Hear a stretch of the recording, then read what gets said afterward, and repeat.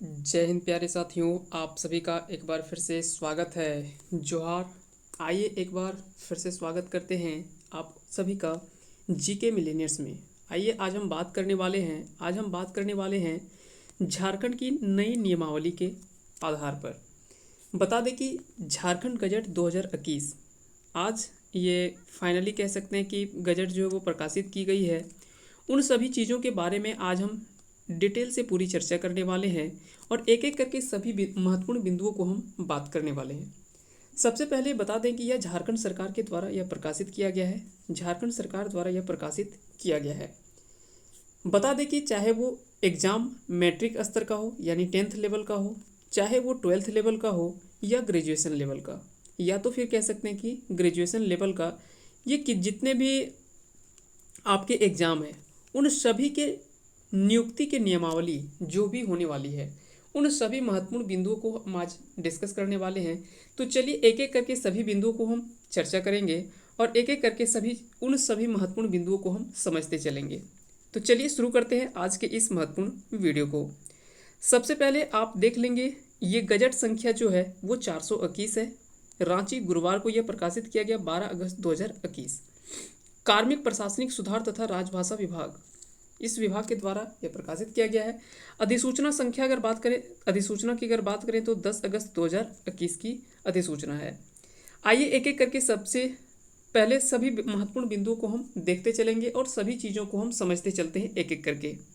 सबसे पहले अगर बात करें तो यहाँ पे दिया हुआ है संख्या 2013 का झारखंड कर्मचारी चयन आयोग अधिनियम 2008, झारखंड अधिनियम 2016, कह सकते हैं कि झारखंड अधिनियम 16 2008 की धारा 12 की उपधारा में प्रदत्त शक्तियों का प्रयोग करते हुए झारखंड कर्मचारी चयन आयोग परीक्षा मैट्रिक यानी 10वीं स्तर संचालन नियमावली 2015, जिसको संशोधित किया गया था 2016 में, उसे पुनः संशोधित नियमावली लाया गया है। उन सभी चीज़ों को हम कह सकते हैं कि संक्षिप्त नाम, विस्तार और प्रारंभ, उन सभी चीज़ों के बारे में हम बात करेंगे। तो सबसे पहले तो ये समझना कि आखिर में यह नियमावली बनाया गया है तो इसका नाम क्या रखा गया है। तो इस नियमावली का जो नाम रखा गया है वो है झारखंड कर्मचारी चयन आयोग परीक्षा मैट्रिक और 10वीं स्तर का संचालन संशोधन नियमावली 2021। यह इसका जो है वो नाम रखा गया है इस नियमावली का। इसका विस्तार जो वो संपूर्ण झारखंड राज्य में होगी। बता दें कि यह नियमावली जो बनाया गया है, ऐसा नहीं कि ये किसी विशेष जिले के लिए बनाया गया है, यह संपूर्ण झारखंड राज्य में यह लागू होगा। यह नियमावली झारखंड गजट में प्रकाशित तिथि से प्रवृत्त होगी, यानी कह सकते हैं कि यह नियमावली जो है जिस दिन गजट में प्रकाशन हुआ, प्रकाशन की तिथि से ही यह जो है वो लागू हो जाती है। झारखंड कर्मचारी चयन आयोग परीक्षा मैट्रिक स्तर संचालन नियमावली 2015, जिसको संशोधित किया गया था 2016 में, उसे पुनः संशोधित किया गया है। नियम 5 पात्रता या अर्हता के निर्धारण की कंडिका 2 में निम्नांकित प्रावधान है। आइए उन सभी प्रावधानों को हम एक एक करके समझते चलते हैं। सबसे पहले अगर बात करें तो आप यहाँ पे देख सकते हैं झारखंड गजट असाधारण गुरुवार 12 अगस्त 2021। अभ्यर्थियों को आयोग में आवेदन प्राप्त होने की अंतिम तिथि तक वांछित शैक्षणिक योग्यता प्राप्त करना आवश्यक होगा। उसको निम्नवत प्रतिस्थापित जो है वो किया जाता है। इसके पहले क्या था कि आपको बोला गया था कि अभ्यर्थी जो है जब आप आवेदन करने की अंतिम तिथि तक जब आप आवेदन करते हैं तक वांछित शैक्षणिक योग्यता प्राप्त करना आवश्यक होगा। यानी उसके पहले आप जो डिग्री मांगा गया है, यानी अगर कहीं अंतिम तिथि तक आपको बोला गया है कि अगर आपको 12th पास इसमें चाहिए, तो तब तक क्या होता था कि तब तक आपको 12th पास का ये होना अनिवार्य है। यानी कह सकते हैं कि 12th आपका तब तक फाइनल हो जाना चाहिए जब तक फॉर्म भरने की यानी आवेदन करने की अंतिम तिथि जब तक दिया गया है। उसको क्या है कि प्रतिस्थापित किया गया, उसमें कुछ चेंजिंग लाया गया। उन सभी चीज़ों के बारे में हम देख लेते हैं। तो न्यूनतम शैक्षणिक योग्यता अभ्यर्थियों को आयोग में आवेदन प्राप्त होने की अंतिम तिथि तक झारखंड राज्य में अवस्थित मान्यता प्राप्त शैक्षणिक संस्थान से न्यूनतम मैट्रिक यानी 10वीं कक्षा उत्तीर्ण होना अनिवार्य होगा तथा अभ्यर्थी को स्थानीय रीति रिवाज, भाषा एवं परिवेश का ज्ञान होना अनिवार्य है। पहले जो भी कह सकते हैं कि यहाँ पे आपको ये चीज़ समझना है कि जब तक आपका फॉर्म भरने का या आवेदन करने का अंतिम तिथि जब तक है, तब तक कहता है कि शैक्षणिक संस्थान, जो मान्यता प्राप्त शैक्षणिक संस्थान से, वहाँ से न्यूनतम मैट्रिक या 10वीं कक्षा उत्तीर्ण होना अनिवार्य होगा। यानी तब तक आपका पास, कह सकते हैं कि 10th आपका पास हो जाना चाहिए। साथ ही साथ अभ्यर्थी को स्थानीय रीति रिवाज, यहाँ की भाषा और परिवेश का ज्ञान होना अनिवार्य होगा। परंतु यह कि झारखंड राज्य की आरक्षण नीति से आच्छादित अभ्यर्थियों के मामले में झारखंड राज्य में अवस्थित मान्यता प्राप्त शैक्षणिक संस्थान से दसवीं या कह सकते हैं कि 10वीं कक्षा उत्तीर्ण होने संबंधी प्रावधान शिथिल रहेगा। अब यहाँ कहने का अर्थ है अवस्थित मान्यता प्राप्त शैक्षणिक संस्थान, यानी कह सकते हैं कि जो झारखंड के अंदर या तो यहाँ से जो बाहरी के लोग जो भी मैट्रिक की परीक्षा देते हैं, तो उनके लिए यह प्रावधान कह सकते हैं कि यह शिथिल रहेगा, यानी उसके लिए यह लागू नहीं होता है। उन सभी चीज़ों को यहाँ पे दर्शाया गया है। अगला इसमें पॉइंट नंबर 3 में देख लेते हैं कि झारखंड कर्मचारी चयन आयोग परीक्षा में संचालन नियमावली 2015 यथा संशोधित 2016 नियम 7(4) में निम्नांकित प्रावधान है।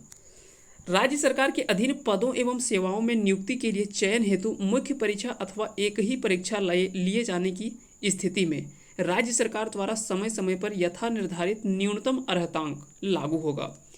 न्यूनतम अर्हतांक से कम अंक पाने वाले अभ्यर्थी हेतु चयन हेतु जो वो अयोग्य माने जाएंगे।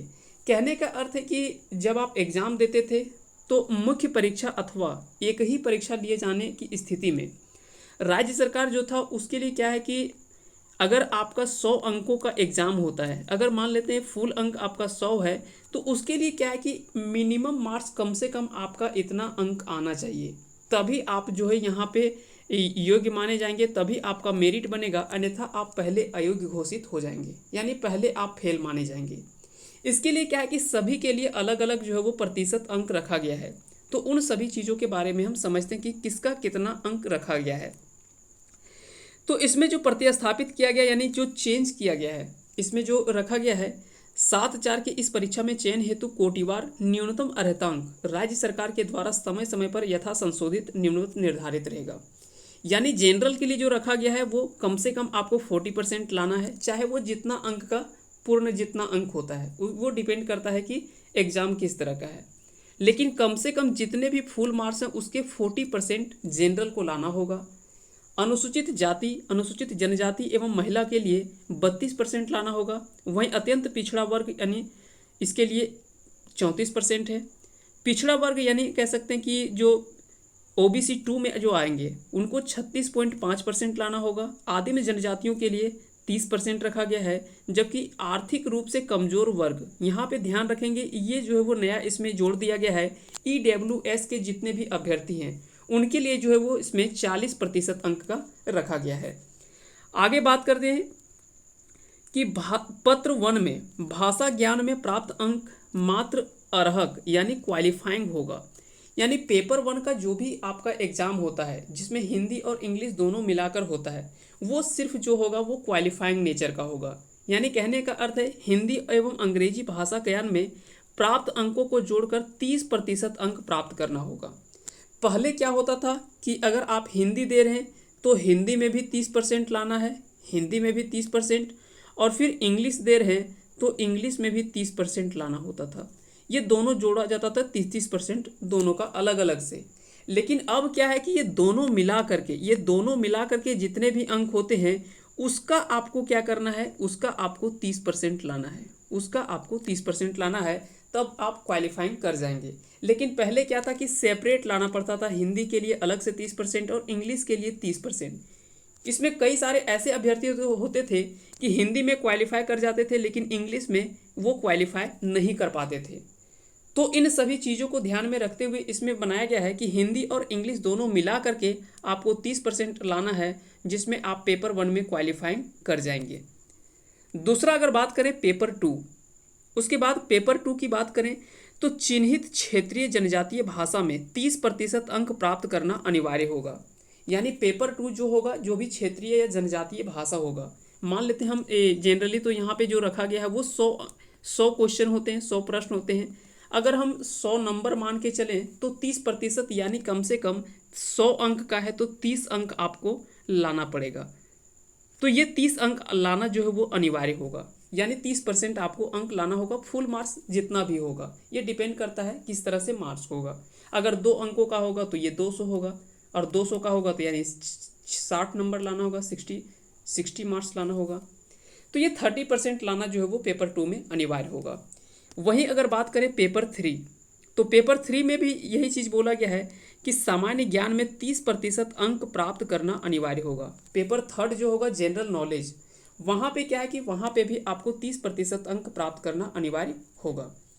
पेपर 2 चिन्हित क्षेत्रीय जनजातीय भाषा एवं पत्र 3 सामान्य ज्ञान में प्राप्त अंकों को जोड़कर समेकित अंकों के आधार पर उपरोक्त नियम 7(4) के तहत के आलोक में मेधा सूची जो है वो निर्धारित किया जाएगा। यानी आपका फाइनल मेरिट लिस्ट जो बनता है वो पेपर 2 और पेपर 3 के आधार पर बनाया जाएगा। यानी आपका एक तो लैंग्वेज पेपर जो आपका पेपर 2 होता है, लैंग्वेज पेपर 2 और प्लस पेपर 3 जो भी आपका होता है जनरल नॉलेज का, ये दोनों को मिला करके आपका कह सकते हैं कि फाइनल जो है वो मेरिट लिस्ट जो है वो तैयार किया जाएगा।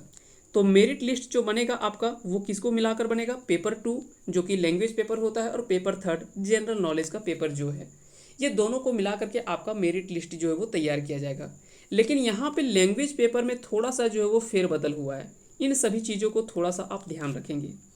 यहाँ पे क्या है कि पहले लैंग्वेज पेपर जो होता था उसमें, उसके बारे में भी हम आगे बात करने वाले हैं, उसके पहले एक पॉइंट को हम थोड़ा सा समझ लेते हैं।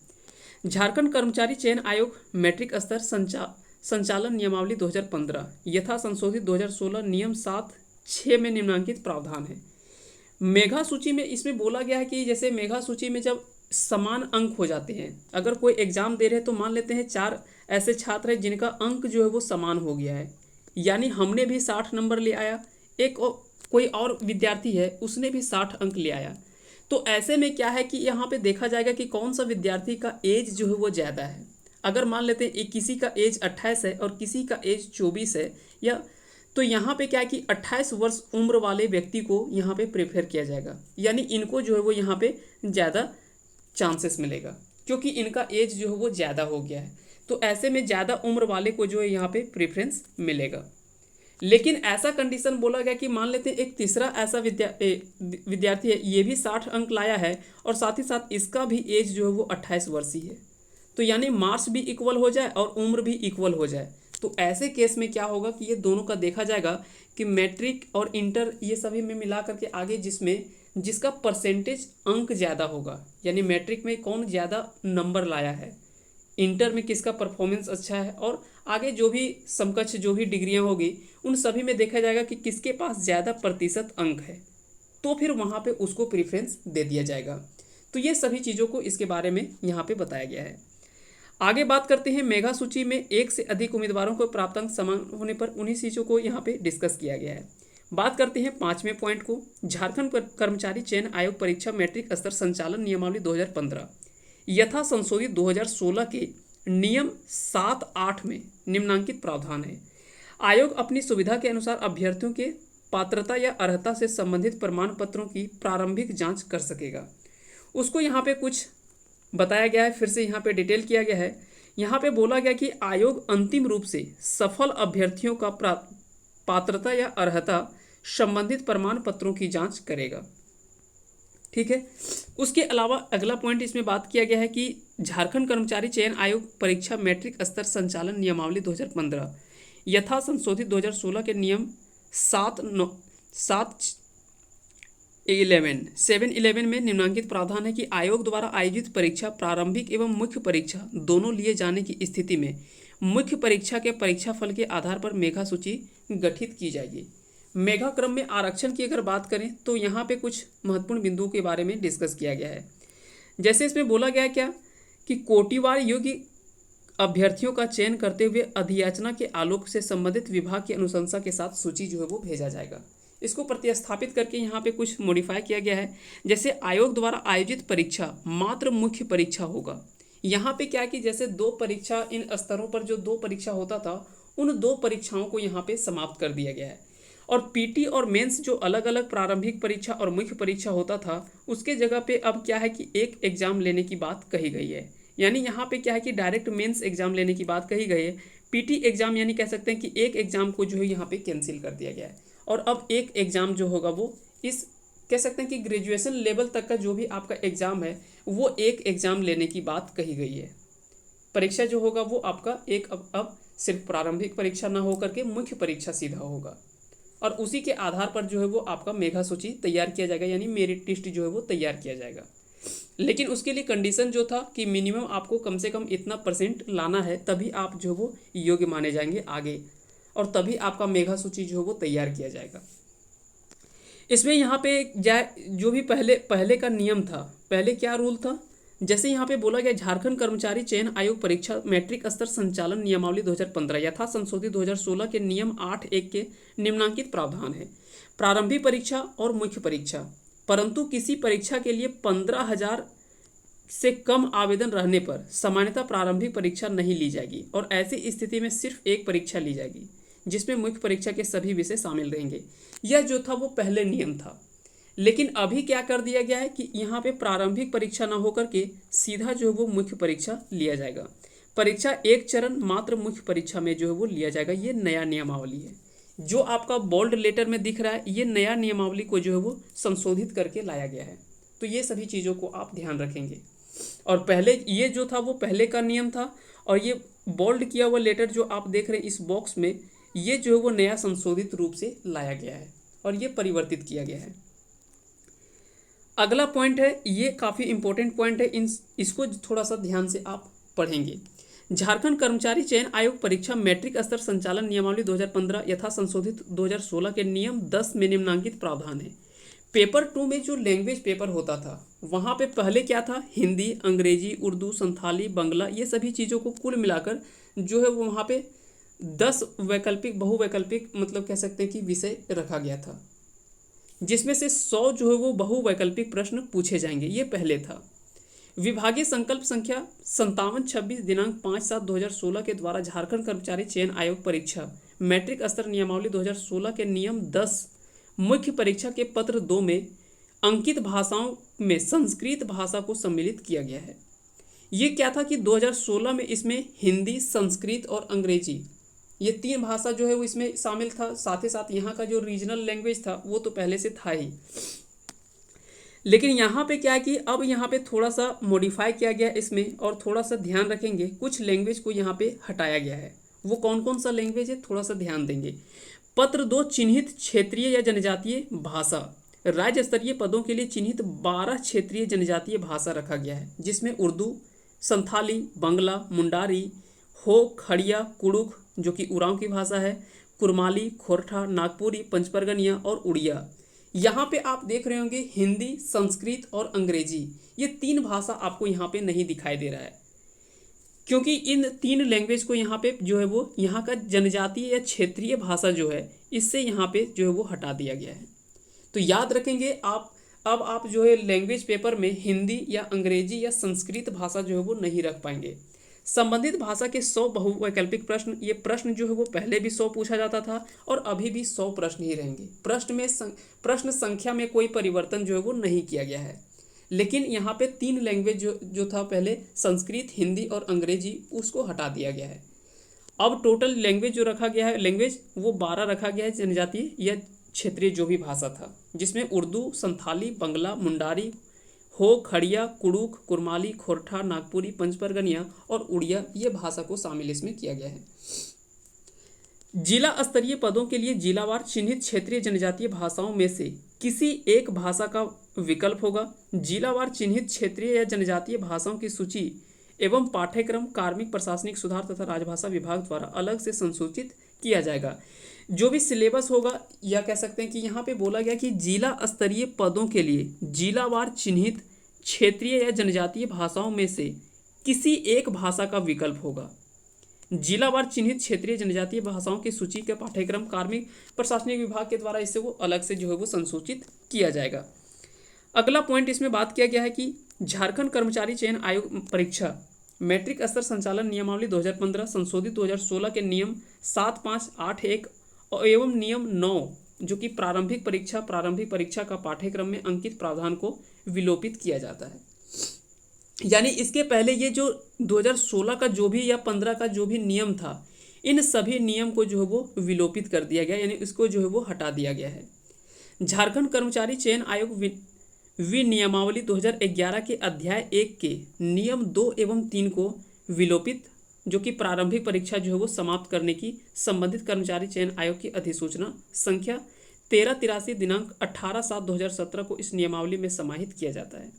यानी इसके पहले जो प्रारंभिक परीक्षा का जो रूल था, विनियमावली 2011 का अध्याय 1 और नियम 2 एवं 3, उसको भी जो है वो कहीं ना कहीं हटा करके एक परीक्षा की बात यहाँ पे की गई है, जो कि सिर्फ मेंस एग्जाम लिया जाएगा। अगला इसमें 11वां पॉइंट जो बात किया गया, झारखंड कर्मचारी चयन आयोग परीक्षा विनियमावली 2011 अधिसूचना संख्या 325 दिनांक 13/12/11 एवं इस नियमावली के प्रावधानों के परस्पर विरोधाभासी अथवा प्रतिकूल होने की स्थिति में इस नियमावली के प्रावधान अध्यारोही प्रभाव यानी ओवरराइडिंग इफेक्ट के साथ लागू होंगे। फिर आगे इसमें बात किया गया, एक अंतिम पॉइंट इसमें बात किया गया है कि विभागीय संलेख ज्ञापांक दिनांक 4/8/21 द्वारा झारखंड कर्मचारी चयन आयोग द्वारा परीक्षा मैट्रिक स्तर संचालित विनियमावली 2021 के प्रस्ताव पर मंत्रिपरिषद की दिनांक 5/8/21 के संपन्न बैठक मद की संख्या 25 के रूप में स्वीकृति प्राप्त है। यानी कह सकते हैं कि इसकी स्वीकृति जो है वो मिल चुका है 5/8/2021 को ही संपन्न बैठक में। झारखंड राज्यपाल के आदेश से वंदना डाडेल, झारखंड के प्रधान सचिव, सरकार के जो प्रधान सचिव हैं उनके द्वारा यह प्रकाशित किया गया है। तो इन सभी महत्वपूर्ण बिंदु को हमने डिस्कस किया। उम्मीद करते हैं कि इन सभी महत्वपूर्ण फैक्ट या जो भी महत्वपूर्ण जानकारियां थी आप सभी को पूरे डिटेल में समझ में आ गया होगा। और अगर यह वीडियो पसंद आया होगा तो इस वीडियो को लाइक करें। साथ ही साथ अगर चैनल पे नए हैं तो चैनल को सब्सक्राइब कर दें, क्योंकि इसी तरह के महत्वपूर्ण जानकारियों के साथ हम लेकर आते रहेंगे वीडियो। तब तक के लिए आप सभी को बहुत बहुत धन्यवाद। अंत तक बने रहने के लिए जय हिंद, जय भारत।